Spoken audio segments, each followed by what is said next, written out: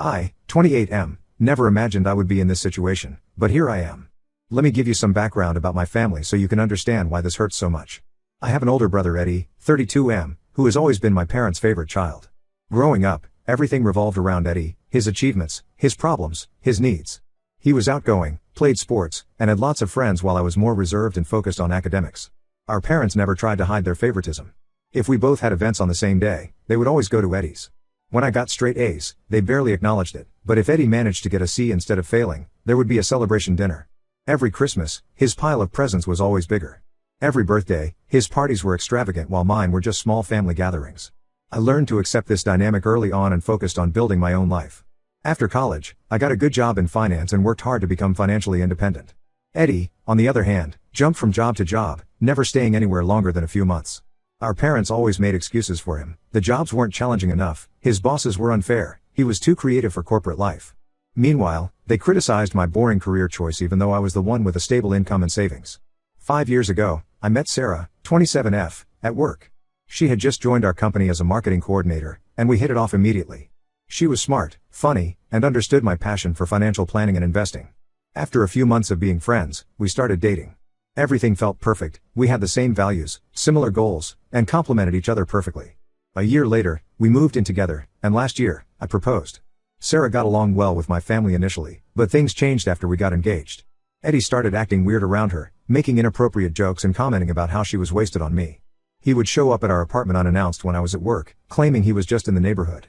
I noticed Sarah started acting differently too. She became distant and would get defensive whenever I mentioned Eddie's strange behavior. My parents absolutely loved Sarah at first, but they kept making odd comments about how she would make a perfect wife, not specifically for me, just in general. They would invite her to family events even when I couldn't make it due to work. Looking back, I should have seen the red flags, but I was too trusting. I had been saving aggressively for our wedding for the past 3 years. I wanted to give Sarah her dream wedding without going into debt. I managed to save nearly $50,000 while also putting money aside for a house down payment. My parents knew about these savings because I had stupidly mentioned it during a family dinner, thinking they would finally be proud of my financial responsibility. Instead, they made comments about how I was showing off and suggested I should help Eddie with his debt since I had extra money. 3 months ago, Sarah started acting really strange. She would stay late at work, guard her phone, and pick fights over small things. Then one day, I came home to find her packing her things. She said she needed space and wasn't ready for marriage.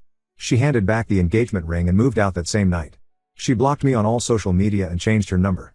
I was completely blindsided and devastated. My parents' reaction to our broken engagement was bizarre. Instead of being supportive, they seemed almost relieved. My mom said things like everything happens for a reason and maybe this is for the best.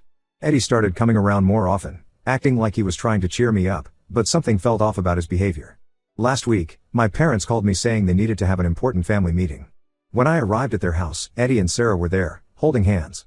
My parents had this weird excited energy about them as they announced that Eddie and Sarah were engaged and planning to get married in 2 months. I felt like I was in some sick nightmare. Sarah couldn't even look me in the eye while Eddie grinned like he had won some prize. Then my parents dropped the real bomb. They expected me to pay for Eddie and Sarah's wedding using my savings. Their reasoning? Since I wasn't using the money for my own wedding anymore, I should do the right thing and help my brother have his perfect day. They said it would be therapeutic for me and help me move on. When I asked how long Eddie and Sarah had been together, they admitted the two had been seeing each other for 6 months, meaning their affair started 3 months before Sarah broke off our engagement. I was shocked to learn that my parents had known about the affair the whole time. They actually encouraged it because they thought Sarah and Eddie made a more suitable couple. They had been inviting Sarah to family dinners behind my back, helping her and Eddie arrange secret meetings, and even helped her plan how to break off our engagement gently. When I refused to pay for their wedding, all hell broke loose. Eddie started crying about how he and Sarah were soulmates and how they never meant to hurt me, it just happened. My parents called me selfish and immature, saying I was trying to punish Eddie because I was jealous of his happiness. They said since I was the financially responsible one, it was my duty to help my struggling brother. I lost it at that point. I told them they were all disgusting for betraying me like this and that they could go to hell. My mom started crying about how I was tearing the family apart with my vindictiveness. My dad threatened to cut me out of their will if I didn't help pay for the wedding. Eddie tried to play the big brother card, saying we could get past this if I just supported his happiness. I walked out and blocked them all on everything. Since then, they've been telling everyone in the family that I'm being unreasonable and trying to ruin Eddie's chance at happiness out of spite. Some relatives have been calling me, saying I should be the bigger person because family is family and blood is thicker than water. Others are suggesting I should help pay for the wedding to keep the peace. I'm using the wedding money as a down payment on a house instead. I refuse to fund the wedding of my cheating ex-fiancée and the brother who betrayed me. My parents are livid about this decision, but I honestly don't care anymore. The way I see it, They made their choice when they chose to support Eddie and Sarah's affair instead of being honest with me. Am I really the asshole here? Because my entire family seems to think I am. Update 1. Things have gotten even more intense since my last post. First, thank you everyone for your supportive comments. You all helped me stay strong in my decision not to fund their wedding. But what happened next completely turned my world upside down. A few days after I refused to pay for the wedding, my Aunt Lisa, Mom's sister, contacted me asking to meet for coffee. She said she had important information I needed to know. I was hesitant at first because most of my family had been trying to convince me to do the right thing and pay for the wedding, but my aunt had always been different, more honest and less involved in family drama. When we met, she looked really nervous and kept checking her phone to make sure no one was calling her. She started by apologizing for keeping this secret for so long, saying she had fought with my parents many times about telling me the truth. Then she dropped a bombshell that changed everything I thought I knew about my family. Eddie isn't my biological brother. According to my aunt, my parents adopted Eddie when he was 2 years old, about a year before I was born. They had struggled to conceive and decided to adopt. Then, surprisingly, my mom got pregnant with me right after the adoption was finalized. They never told Eddie about being adopted because they were afraid it would traumatize him. Instead, they overcompensated by always putting him first and giving him whatever he wanted. My aunt showed me old photos and documents as proof. She had copies of the adoption papers that she'd kept all these years because she never agreed with my parents' decision to hide the truth. Looking at these documents, so many things started making sense. Why Eddie and I look nothing alike, he's tall and blonde while I'm average height with dark hair, why there are no baby pictures of him in our family albums before age 2, and why our parents were so obsessed with making sure he felt special. She revealed even more shocking details. Apparently, my parents had been paying for Eddie's therapy since he was a teenager because he had severe abandonment issues. He would have major meltdowns anytime they said no to him or if things didn't go his way. His therapist had suggested telling him the truth about his adoption years ago, but my parents refused, thinking it would destroy him. Instead, they just kept giving in to all his demands. My aunt explained that their extreme favoritism wasn't just about spoiling him, it was their twisted way of compensating for the guilt they felt about keeping his adoption a secret. Every time they chose him over me, every time they praised his minimal efforts while ignoring my achievements, they were trying to make sure he never felt unwanted or different. The most infuriating part was learning about their involvement with Sarah. My aunt revealed that my parents had actively pushed Sarah towards Eddie because they were worried about his pattern of failed relationships. They thought Sarah was stable and responsible, unlike his usual girlfriends, and would be good for him. They had been inviting her to family events without me, telling her stories about how Eddie needed someone like her, and subtly undermining my relationship with her for months. I was processing all this information when my aunt mentioned something that made my blood boil. My parents had actually told Sarah about Eddie's adoption and his emotional issues, asking her to help him by being there for him, while she was still engaged to me. They painted Eddie as this vulnerable, broken person who needed Sarah's love and support, making her feel like she had to save him. They had manipulated her emotions while letting her believe I was cold and unfeeling compared to Eddie's sensitive soul. After my aunt left, I sat in that coffee shop for hours, going through old family photos on my phone and seeing everything in a new light. All those family vacations where Eddie got to choose the destination, all those times my achievements were downplayed to avoid making him feel bad, all made sense now. They weren't just playing favorites, they were desperately trying to protect their lie. I decided to confront my parents with this information. When I showed up at their house, they initially tried to deny everything. But when I showed them the copies of the adoption papers my aunt had given me, they broke down. My mom started crying hysterically, begging me not to tell Eddie. My dad just sat there, looking defeated, before finally admitting everything. They confessed that their pushing Sarah towards Eddie wasn't just about his happiness, they were terrified he would find out about the adoption during the wedding planning with me. They thought if he was the one getting married instead, they could control the narrative and keep their secret safe. They actually believed they were protecting both Eddie and me by orchestrating this whole situation. The next day, Sarah reached out through a mutual friend's phone. She had found out about the adoption from my parents after they had a meltdown and told her everything. She said she felt horrible about her part in this mess and claimed she only got closer to Eddie because my parents had convinced her I was cheating on her. They had shown her edited screenshots of conversations with an ex-girlfriend, which I later found out they had created using an old phone of mine, to make her believe I was unfaithful. Sarah said she wanted to meet and explain everything, saying she had been manipulated by my parents and wanted to make things right. I replied telling her that while I understood she had been manipulated, she was still an adult who chose to believe lies about me without ever asking me directly. I told her to never contact me again and blocked the friend's number she had used. I haven't decided what to do with this information yet. Part of me wants to expose everything just to watch their perfect facade crumble, but another part of me feels strangely detached from all of it. These people aren't really my family anymore, they're just people who lied to me my entire life. I'll update again if anything significant happens, but right now I'm focusing on closing on my new house and moving forward with my life. Update 2: The situation has exploded in ways I never expected. Everything came crashing down last weekend at what was supposed to be Eddie and Sarah's engagement party. I wasn't invited, obviously, but I heard everything from my Aunt Lisa who witnessed it all. Apparently, my cousin Emma had too much to drink at the party and started talking to Eddie about family genetics. She mentioned something about how funny it was that he was the only blonde person in our entire family. When Eddie brushed it off, Emma, who had no idea about the adoption secret, casually said, "Well, that makes sense since you're adopted." The entire room went silent.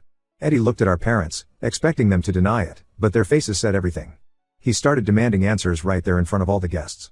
My parents tried to usher him into another room, but he refused to move. That's when everything came out. My dad, probably realizing there was no way to hide it anymore, admitted that they had adopted him when he was 2. Eddie completely lost it. He started screaming about how his whole life had been a lie. During his meltdown, he revealed even more family secrets that I hadn't known about.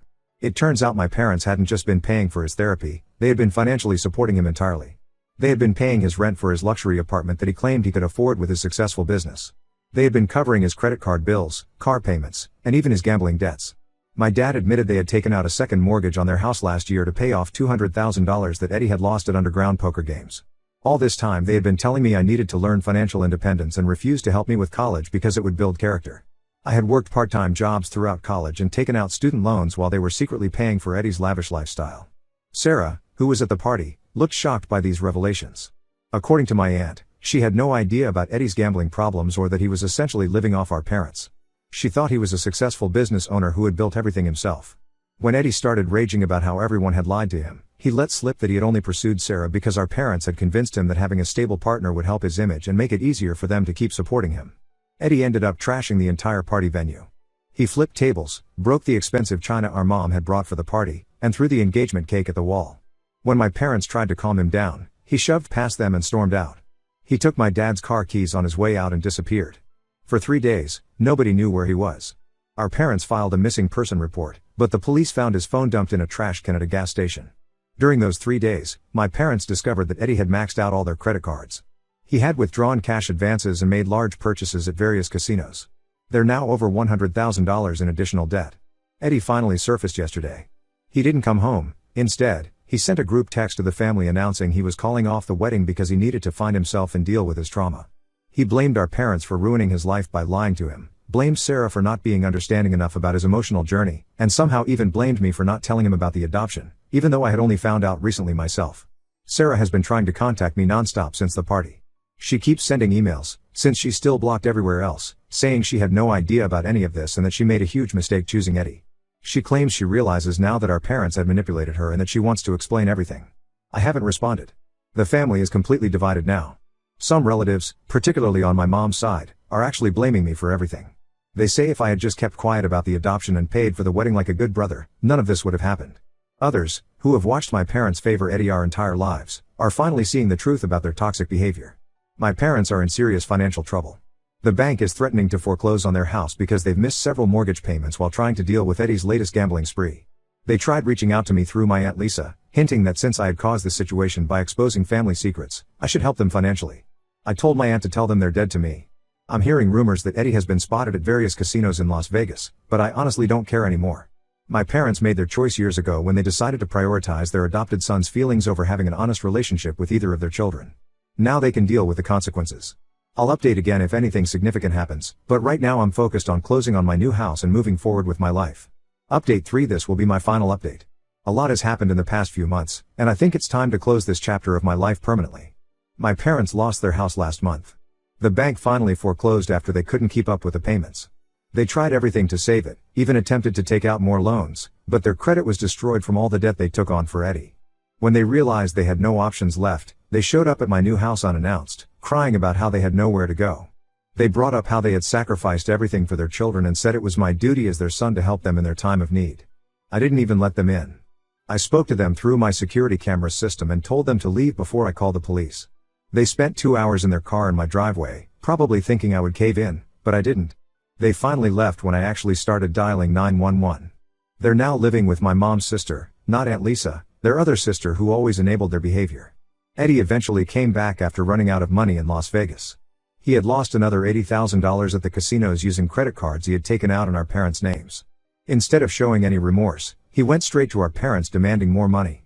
He said he had a foolproof system to win everything back if they just gave him one more chance. When they told him they had nothing left to give, no house, no savings, no credit, He completely cut contact with them. Sarah has been relentless in trying to reach me. She showed up at my house 3 times. The first time, I didn't answer the door. The second time, she tried to wait for me to come home from work, but my new security system alerted me that someone was on my property, so I called the police and had her removed.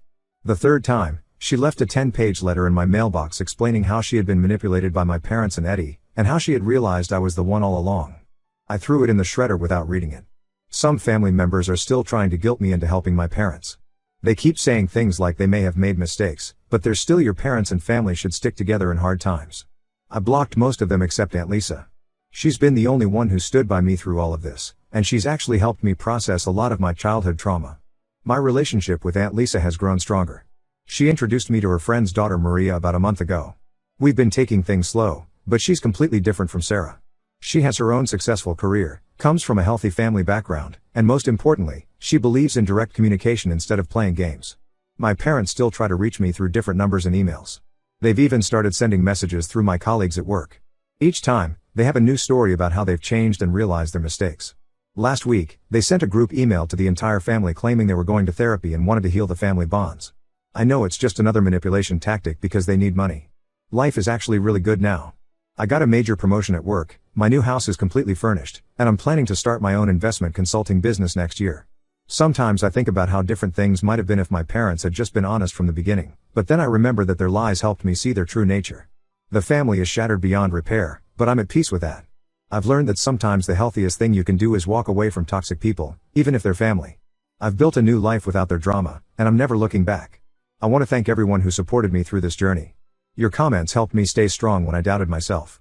This will be my last update. It's time to close this chapter completely and focus on my future.